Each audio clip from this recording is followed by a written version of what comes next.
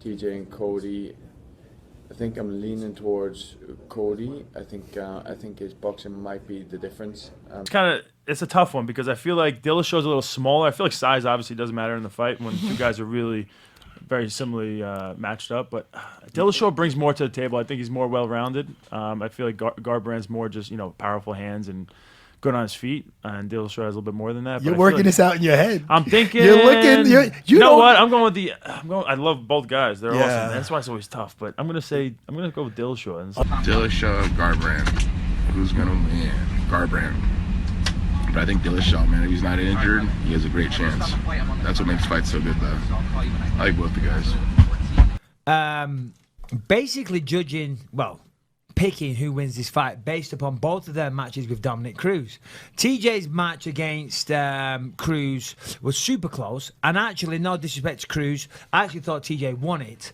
As well. But it was close. It was close. Whatever. God bless Dominick Cruz. Great. He was a great champion. Who knows? He might be champion again one day. TJ, when he fought Cruz, it was a clear victory. He dropped him several times. He out-wrestled him. When he fought Cody. So, when you look at those two, they have the one similar opponent, which is Dominick Cruz, and Cody just had an easier time of it. Now, of course, that's not the way MMA works. MMA math does not stack up. But based purely on those two fights, looking at them, I'm going to go with Cody. On No Love or Dillashaw. I'm giving a slight edge to Dillashaw just because, when Cody Garbrandt beat Dominick Cruz, he was doing a lot of bobbing and weaving and slipping and rolling. And if he tries that with Dillashaw, I think it's going to be a little bit less successful because Dillashaw throws a lot more head kicks than Dominick Cruz. He's more kickboxing oriented than Dominick Cruz is more of a boxing oriented takedown guy. So I think TJ is going to have a slight edge. But, the fight can go either way. I really think, Cody is the guy with the more knockout power. He's got more knockout power than TJ. But I just think, those head kicks they're going to play a factor this time around. I would actually prefer Cody to win just because I'd like to fight him for the rematch for the belt. I think it would just really be a sick fight and it'd be good for me. Either way, the other side of the issues we've heard all about how Cody's talking about his back a lot. Yeah. That it's had a lot of pain in it, and the thing is, you're not going to pull out of this fight. So welcome to being a champ. I said this at my post-fight press conference after we fought. I said it's one thing to get the belt, it's another thing to keep it. Definitely. After you've earned it and defend it. And I mean, he's had it a year, hasn't defended it yet, and now he's up and he's got to pay the piper. Now you got to show up and fight. And the thing is, when I fought him, there were some issues going on with my body, and I didn't talk about it and I didn't get into it too deep because to me, there's no point. If I'm showing up under those circumstances, then it's not me hurt. That's how I chose to show up to the fight. So TJ is one of those guys, you give him a game plan, and then he follows that game plan to the T. Plus they have a backup plan and another plan for when that plan goes downhill. So, I think with his footwork against Garbrandt, he's going to do really well. I really hope that Garbrandt's going to fight exactly the same because can you imagine what crazy fight that's going to be? Two of these guys, constantly trying to get inside each other's head and going for it. I think that also TJ has a little bit more power in his hands than Cruz had.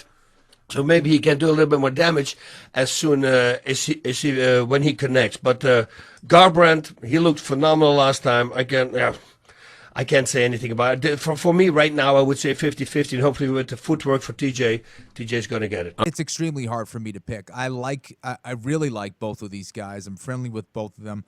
I think extremely highly of both of their skills and their skill sets and what they've accomplished in the UFC. For me, though, Dillashaw, I thought had one of the most brilliant game plans I've ever seen executed in a fight when he fought Barao in the first fight. But who surpassed him was Cody Garbrandt against Dominick Cruz. What was so brilliant about it was the fact that he allowed Dominick, he said, you know what, I'm not going to chase you. That's what makes you so brilliant as a fighter. I'm going to let you chase me. I'm going to wait for you. And I just thought, I don't know if that was just an execution of a game plan from his coaches or whether that was Garbrandt feeling that out during the fight. Regardless, it was brilliant. And I think Garbrandt is a very intelligent fighter. I don't think he gets enough credit for that. Yeah. What else? The other thing that he has is that crazy power. If he touches you, you're going to go down. In order for Dillashaw to be effective, Okay, what makes Dillashaw effective is his ability to get into the pocket and land strike after strike, and he puts them together. He doesn't have the power of a Garbrandt. I think he realizes that, but he gets you with volume. But he's got to be in the pocket. And I think Garbrandt knows that, and he loves that fact. And if he's trading with someone like Garbrandt, I don't know how Dillashaw can get out of there without not getting knocked down in this fight. And I think that one way that Dillashaw can have an advantage is by trying to wrestle Garbrandt, trying to put Garbrandt on his back. That's where I think Garbrandt is probably weakest. I just don't think he can take him down either. I mean, I think Garbrandt's been perfect in regard to his wrestling in the UFC when it comes to defense. I think Garbrandt is just way too confident right now. I got to go with Garbrandt, man.